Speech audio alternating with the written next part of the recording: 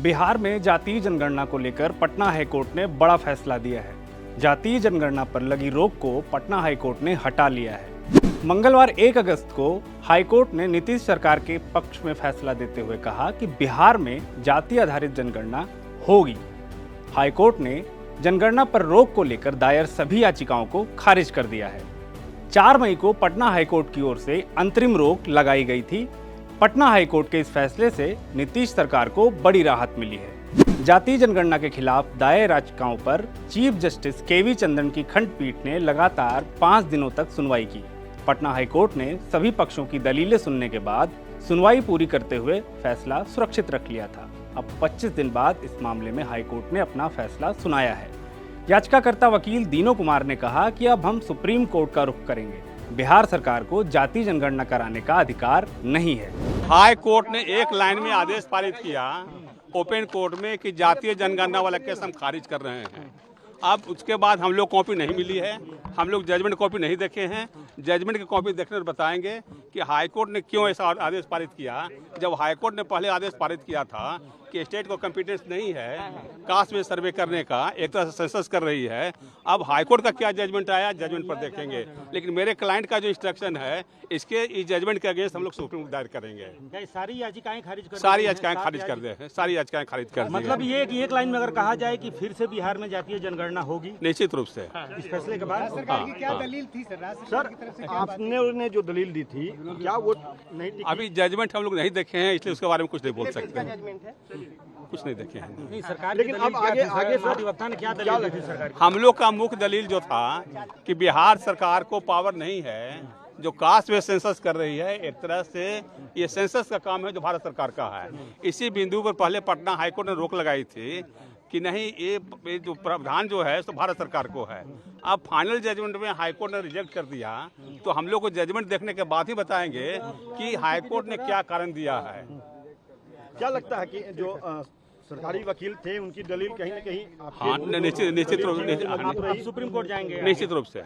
आपको बता दें कि जाति आधारित जनगणना पर रोक की मांग को लेकर कुल 6 याचिका दायर की गई थी। सभी याचिकाएं खारिज हो गई हैं। याचिका में कहा गया था कि बिहार सरकार के पास इस सर्वे को कराने का अधिकार नहीं है। ऐसा करके सरकार संविधान का उल्लंघन कर रही है। जातीय जनगणना में लोगों की जाति के साथ साथ उनके कामकाज, उनकी योग्यता का जो ब्यौरा लिया जा रहा है, ये गोपनीयता के अधिकार का हनन है। जातीय जनगणना पर खर्च हो रहे 500 करोड़ रुपए भी टैक्स के पैसों की बर्बादी है। याचिकाकर्ताओं ने जातीय जनगणना पर रोक की मांग की थी। सरकार का पक्ष महाधिवक्ता पीके शाही कोर्ट में रख रहे थे। हाईकोर्ट की रोक के बाद राज्य सरकार ने पहले हाईकोर्ट में पुनर्विचार याचिका डाली थी और फिर सुप्रीम कोर्ट गई थी, लेकिन राहत नहीं मिली। केंद्र सरकार के मना करने के बाद बिहार सरकार खुद से बिहार में जाति आधारित जनगणना करा रही थी।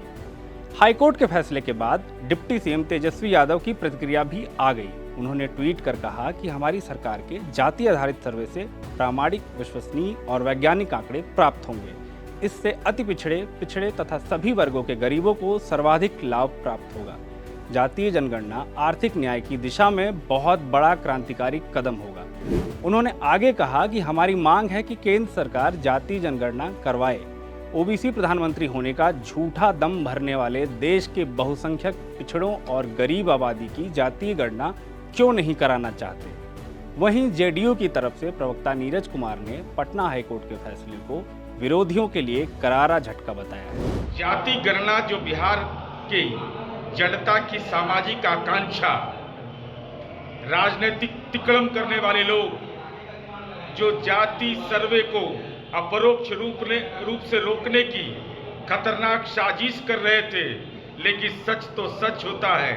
माननीय उच्च न्यायालय ने ये वैसे दूषित मंशा वाले की याचिका को निरस्त किया, जाति गणना का मार्ग प्रशस्त किया और माननीय मुख्यमंत्री नीतीश कुमार जी के द्वारा जाति गणना के संबंध में लिए गए निर्णय और कार्यक्रम ये भविष्य के लिए तो नजीर बिहार के लिए बनेगा ही, देश के दूसरे राज्यों के लिए भी नजीर बनेगा।